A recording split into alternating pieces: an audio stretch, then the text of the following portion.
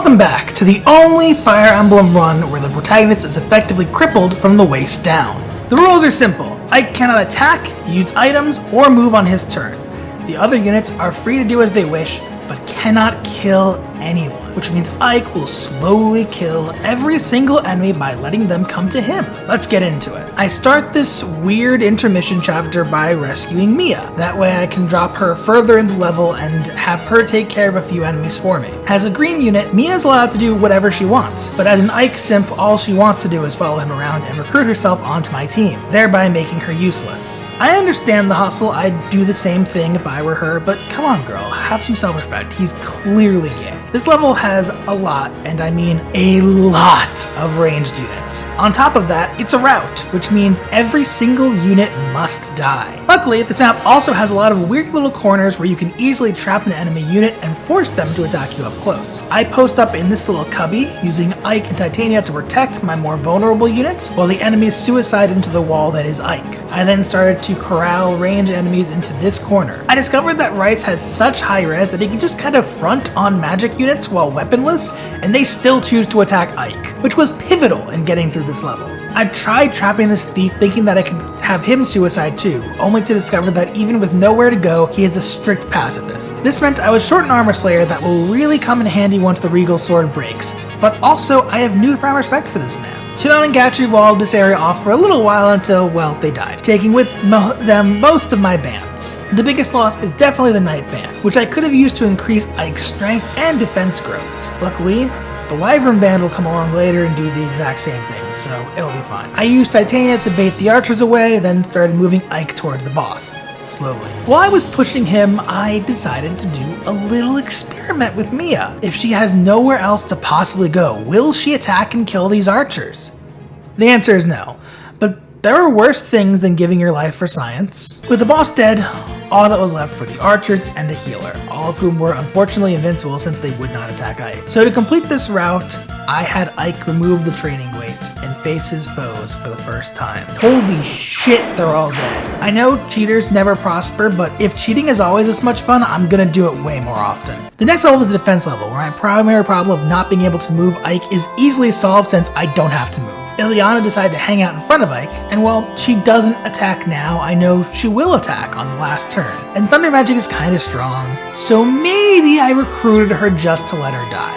It felt worth it though. With our dad dead, it's time to attack this castle because there are bad guys there, I guess. I really don't remember what the plot for this is. We get 2 yellow units here, who I can allow to attack and kill freely, provided they don't die, since they'll both be very important shovers later. I used the direct feature to pull them back occasionally and let Rice kill them, then let them charge forward to take care of ranged units and other things Ike has trouble with. This ended up being a really strong strategy since... Lethe, why are you going to the beach? The strategy was to just ignore the beach enemies entirely. But since wrangling yellow units is hard and takes more turns than I thought it would, we ended up killing most of them too. There was definitely a moment where the enemy was just going to attack my non-Ike units every turn, and I had to rely on the Lagoos making the right choice in killing them. But they surprisingly did, and we got through it. With the pirates dealt with, we turned our attention back to the Dane soldiers and Mordecai! What did I say about the beach? There is nothing out there but burned down homes and smoldering corpses. No, you cannot eat the smoldering corpses. Eventually, I got them to listen long enough to clear out the enemies, killed the boss, and moved on to the next level. This stage is a prison escape, and while I knew I had said I wouldn't just rescue Ike unless I was truly soft-locked, since shoving is a much better movement method for content, I decided to rescue Ike and carry him through this level so I could actually complete it stealthily. I needed the bonus XP, and I've only stealthed this level like once. I thought it would be kind of fun. I discovered that recruiting Braum, Kieran, and Nephne requires very specific timing. Timing I was not going to be able to get when the unit who needs to talk to them is not allowed to move.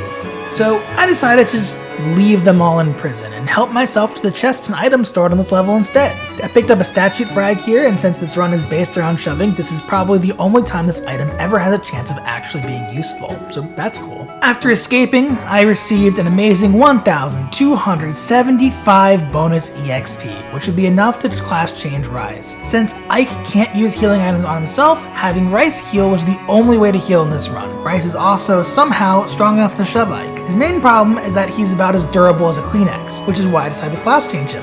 Now he has 7 points of defense, which is still pathetic, but beggars can't be choosers. Blood Runs Red is usually a very difficult chapter in this game. Most of your units haven't really come into their own yet, and there are a lot of bonus objectives you need to complete before reaching the goal. Luckily, thanks to most of the houses dropping weapons I don't need, and having no use for Zilhark, I don't actually give a shit about most of these bonus objectives. The only villagers I need to save are the ones in the very bottom house with a Draco shield. The rest can burn and die.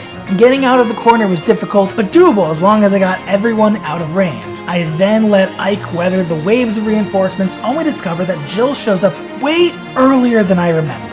Man, events happen way earlier when it takes you so many more turns to do anything. Since Ike's Regal Sword is breaking, he won't be able to take care of the armor and horses fast enough to keep us from getting jumped in the corner. The solution was to bring a much larger group of units. Boyd could shove Ike forward into the enemy's range and then be rescued by Titania and pulled out of danger. Lethe would transform on the first turn, and since she's so strong, she can stay in range with no danger of being attacked over Ike. This allowed Ike to kill more of the enemies faster, since more of them could reach him, and I was able to keep pushing him forward with Lethe every turn from then on. I carefully timed my use of the Regal Sword that it would break just after killing both horse units, and though the armor was left with some health, he decided to run backwards to get healed, meaning I was able to make it out of the corner just barely in time to avoid Jill's forces. Titania ran ahead to secure the Draco shield before the thief, and we began moving towards the arrive point. Arrive might seem like basically the same objective as escape, but it's fundamentally different. Arriving on the blue tile at the end of this level with any unit will cause the level to end, even if that isn't Ike. That was the main point of my strategy. I just had to make it far enough to lure the armor knight forward and then snipe the arrive point with Titania. Unfortunately,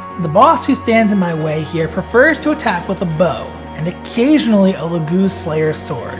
This meant I'd have no way of killing him, and would have to push forward while under constant barrage from him and the other archer who was up here. I killed as many of the supporting units as I could lure out, and then began my gauntlet run. Immediately the boss almost kills Titania, making me realize that she would not be able to carry Boyd around. Since Boyd is still only level 2, but an important shover I don't want to lose, he is a liability here. And Rice is kind of a liability too, but he needs to get close enough to heal Ike and the others pretty frequently, which keeps him in a lot of danger. To make matters worse, the boss decided that standing directly in front of Ike frequently was his best choice of action, making it very difficult to actually move forward. I tried to surround him with powerful units to coax him into attacking Ike with his sword, but since his sword is a Laguz Slayer, he preferred to attack my Laguz instead. But this actually worked out because it did enough damage to him for him to retreat and heal, keeping him out of Ike's way for a bit to help us make progress. It became clear that the armor knight blocking the arrive square was not programmed to move forward and attack, so I had to get Ike all the way to the blue square to kill him before we could arrive. After tanking hit after hit after hit, and constantly being stopped by this asshole of a boss, we finally made it to the end on turn 43. Ike arrived and boarded the boat to Begnion. The first boat level is a much needed break after the mental exhaustion of Blood Runs Red. It's basically a glorified defense level disguised as a route, meaning Ike can just stand here clicking end turn. With the Laguz Slayer's sword and the Laguz guard he got after Jill recruited herself onto the team, Ike was in good shape to tank hits and deal plenty of damage back. Since this isn't actually a defense level, Ike does not get healed each turn by standing on a defense tile, which I thought would make this level much harder. Instead, the biggest challenge was waiting for the Laguz to untransform to turn back so they could suicide into me again. The second boat level is an actual defense level. The only problem is the defense tile is all the way out there. I brought Lethe and Mordecai and quickly realized the green units, even on easy difficulty, would not hold out long enough for me to get to the space without a larger shove team. So I brought Boyd and Rice with me as well, and began moving towards the defense point. I had to extend Mordecai out a ways in order to push Ike onto the space, and then have everyone run back to the first ship to hide in a corner. That was when Astrid decided to ruin things. She retreated to heal on the first boat, baiting enemies onto the gangplank. I have no idea if that's what this is called, it just sounds right. With the enemies in the way, Mordecai couldn't get back, leaving me with no way to retreat. Of course Astra would find a way to ruin this level for me even when I wasn't planning on using her. This ended up getting Mordecai attacked and forcing me to reset. My solution was for Lethe to shove Astra backwards and out of range. The enemies wouldn't be lured to our escape route by Lethe since she's much stronger than most of them, and they spent the turn massacring the green allies instead. This gave me time to get everyone back onto the first boat. where they hid in this corner while Ike sat on the defense tile and killed everyone. Okay, he killed very few people actually, but he stood there. Sure, we missed out on an energy drop, speedwing, and an occult scroll. But we won, and Ike had successfully fled Crimea without moving a muscle. So don't forget to subscribe to watch Ike struggle his way through the forest level, and I'll see you next time for the Begnian arc.